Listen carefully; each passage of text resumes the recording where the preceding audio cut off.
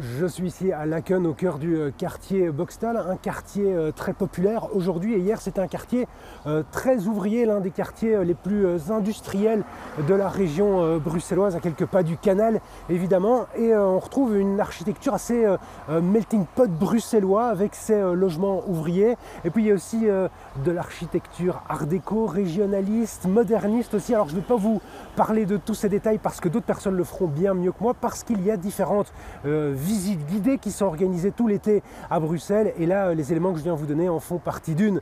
Alors si vous n'êtes pas trop fan des visites guidées en groupe, il y a d'autres manières de découvrir la région bruxelloise pendant ces mois d'été. Il y a par exemple les sentiers de grande randonnée. Alors il ne faut pas systématiquement aller en montagne pour en trouver, il y en a certains qui traversent la région bruxelloise. On va aussi faire un petit point là-dessus, l'occasion d'essayer de comprendre comment est-ce que ces différents sentiers de grande randonnée ont tenté de se réinventer avec le temps, quelles sont un petit peu les perspectives, comment se travaille et comment se démènent les bénévoles pour faire les fameux balisages aussi. On en parle tout de suite dans le tram, juste après ça, générique.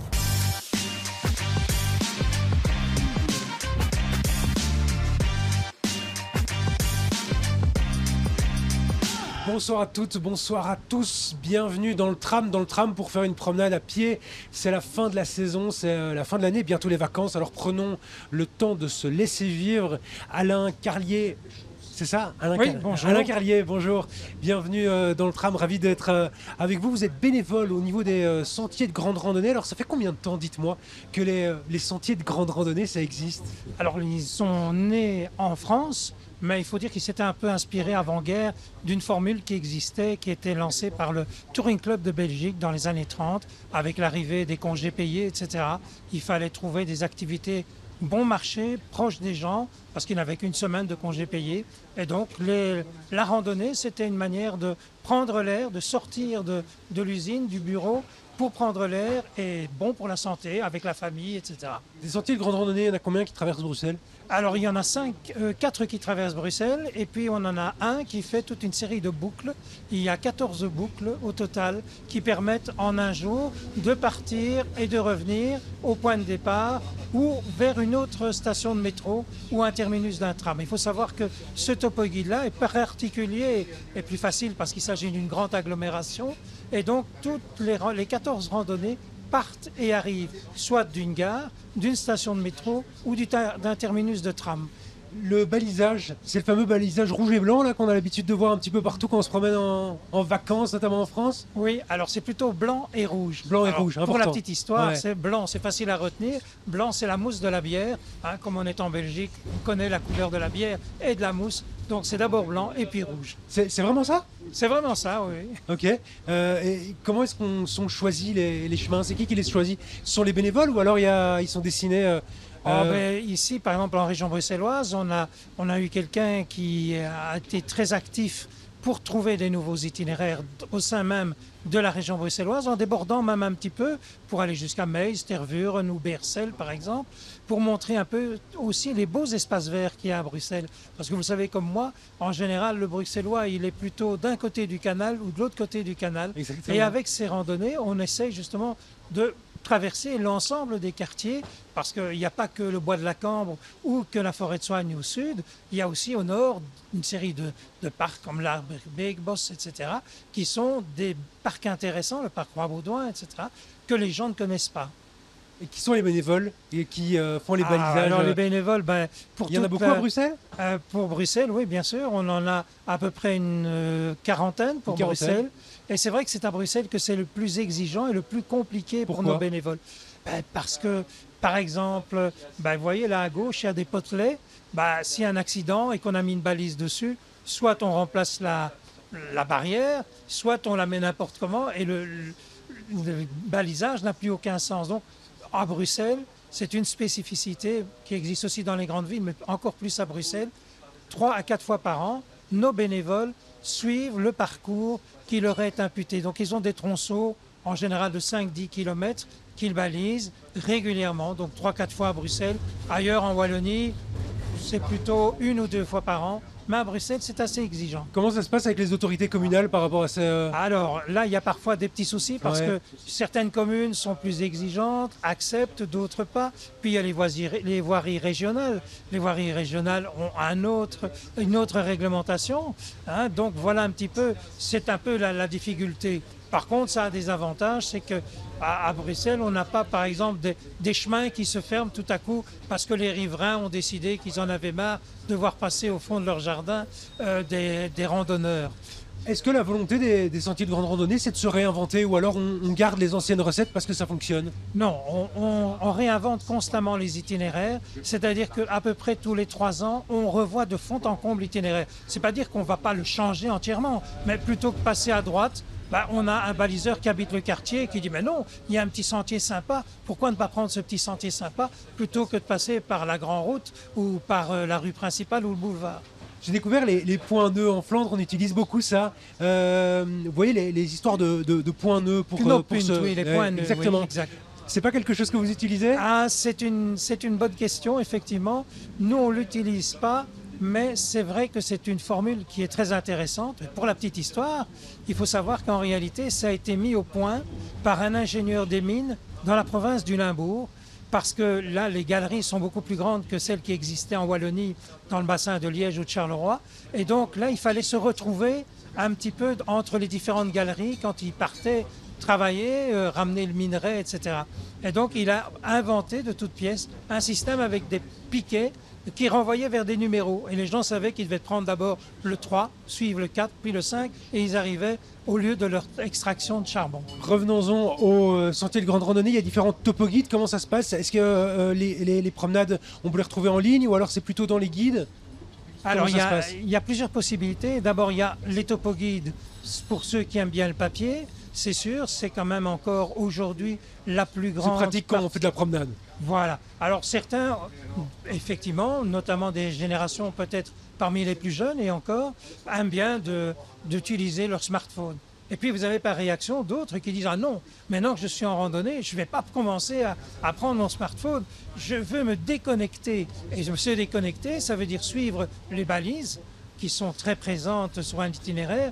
Tous les 200-300 mètres en général, il y a une balise pour confirmer la direction ou changer de direction avec une petite flèche à droite ou à gauche. Alors, je ne vais pas vous demander de faire tous les parcours, mais quelles sont un petit peu les philosophies des différents parcours? Est-ce qu'on enchaîne les parcs ou alors on passe plutôt dans des rues touristiques, commerçantes? Comment ça se passe? Alors, on essaye de diversifier au maximum pour éviter la lassitude.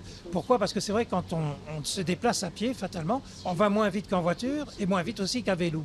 Donc, une longue ligne droite, c'est un petit peu embêtant. Donc on essaye de diversifier et de prendre non pas le chemin le plus court, mais notre philosophie, c'est le chemin le plus intéressant au point de vue richesse culturelle, naturelle. Il y a des endroits aussi qui sont très intéressants au point de vue nature à Bruxelles et on essaye de les traverser. Mais on ne va pas faire le tour d'un parc, ça n'aurait pas de sens. On en a plusieurs qui traversent des grandes portions de la forêt de Soignes, mais il n'y a pas un tour de la forêt de Soignes. Ça n'existe pas chez nous. Mais par contre, on va passer dans des avenues ou dans des artères plus intéressantes où il y a, par exemple, de l'habitat plus différencié, exceptionnel. Par exemple, la cité du logis à Watermal-Boisfort, ça sort de l'ordinaire. Hein, ou bien dans les squares du côté du quartier Schumann, il y a toute une série de bâtiments art nouveau qui sont intéressants. Donc c'est aussi randonner curieux, découvrir le patrimoine naturel ou architectural. Merci Alain pour ces précisions. Je vois qu'il y a à boire et à manger dans ce que vous proposez, mais si vous voulez une autre formule, les formules guidées par exemple, il y a aussi des promenades qui sont passionnantes, des promenades un petit peu plus militantes, on en parle juste après ça. Et voilà, on en vient à ces visites militantes pour préserver le passé, pour changer l'avenir aussi peut-être un petit peu. Naïm Hamzaoui, bonjour, bonsoir. Bonjour. Vous travaillez à l'ARO. Rappelez-moi un petit peu, c'est quoi l'ARO? Alors l'ARO, c'est l'atelier de recherche et d'action urbaine. C'est une association qui a été créée en 1969 et qui a pour enjeu principal le droit à la ville, la défense des intérêts des habitants et de la ville des habitants pour les habitants. Il y a un petit côté militant. Hein. Oui, forcément. On défend le droit à avoir accès à un logement abordable et de qualité, le droit à avoir accès à des équipements collectifs abordables et de qualité, le droit à pouvoir jouir des bienfaits de la ville et que ce soit un droit pour tout le monde, tous les habitants à Bruxelles. On vous voit souvent sur les thématiques liées au patrimoine, sur le métro 3 aussi.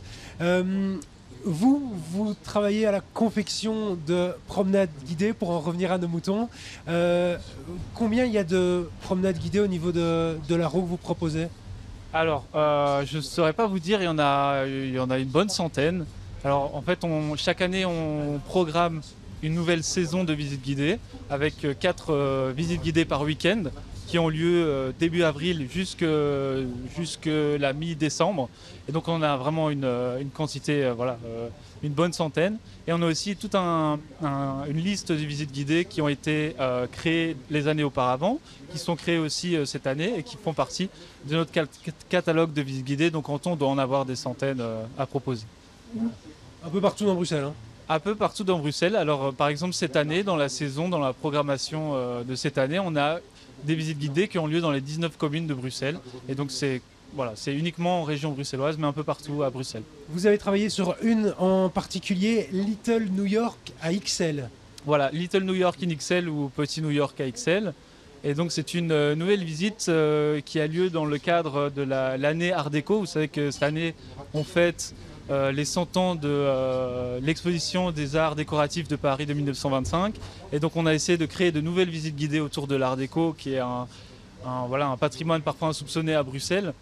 Et donc cette visite guidée Little New York in XL vous amène dans le quartier du Rond-Point de l'Étoile. Par exemple, le Rond-Point de l'Étoile, ouais, tout à fait. Voilà, exactement, quartier du Solbosch, avenue Franklin Roosevelt, où vous allez pouvoir découvrir l'influence américaine, l'influence new-yorkaise, à la fois sur l'architecture, avec des bâtiments emblématiques et magnifiques comme la résidence de la Cambre, qui est le premier gratte-ciel bruxellois, le premier immeuble à appartement de haut standing de cette hauteur. On a aussi le palais de la Folle Chanson, le palais du Congo, voilà, tout un tas Et on montre donc l'influence dans l'architecture, mais aussi dans les modes de vie, à travers notamment l'avenue Franklin Roosevelt, qui est la première avenue consacrée uniquement à l'automobile. Voilà. La vitesse, la fameuse avenue Franklin Roosevelt. C'est la fascination européenne pour la modernité, le progrès, la réussite économique qu'aient les États-Unis à cette époque. C'était quand l'effervescence de ce quartier? C'était dans les années 20, quand on est vraiment dans le New York? Voilà, exactement. Alors déjà, ce quartier a eu une grande transformation avec l'exposition universelle de 1910. Mais effectivement, cette influence américaine est arrivée après la Première Guerre mondiale, dans les années 20 et par la suite dans les années 30. Quand je pense à l'avenue Franklin Roosevelt, il y a évidemment l'université, vous en parlez aussi. Oui, c'est un magnifique bâtiment. Oui, exactement. Le bâtiment A, pour ceux qui connaissent, le bâtiment emblématique de l'ULB a été justement érigé grâce à des fonds américains qui ont été donnés à la Belgique après la Première Guerre mondiale. Le plan Marshall, c'est ça? Exactement. Ouais. Et on a, en fait, pour la petite histoire, les Américains avaient cette représentation des villes européennes, des villes belges, cette représentation un peu médiévale. Et donc ce bâtiment est de néo-renaissance, un peu dans l'esprit qu'avaient les Américains à l'époque. Merci Naïm Hamzaoui d'être venu un petit peu nous partager, nous faire visiter cette part insoupçonnée d'XL. Il y en a d'autres, il y en a une centaine, vous disiez, de visites guidées dans les 19 communes. Ouais, jetez un coup d'œil sur le site internet, il y a des trucs passionnants, plein de petites anecdotes assez croustillantes aussi sur Bruxelles. Vous avez 2 mois pour probablement presque toutes les faire. Je vous souhaite d'excellentes vacances. Profitez de l'été. J'espère qu'on se retrouve à la rentrée. Merci à vous toutes, à vous tous d'avoir été si fidèles au tram et de continuer à nous suivre à la rentrée. Au revoir.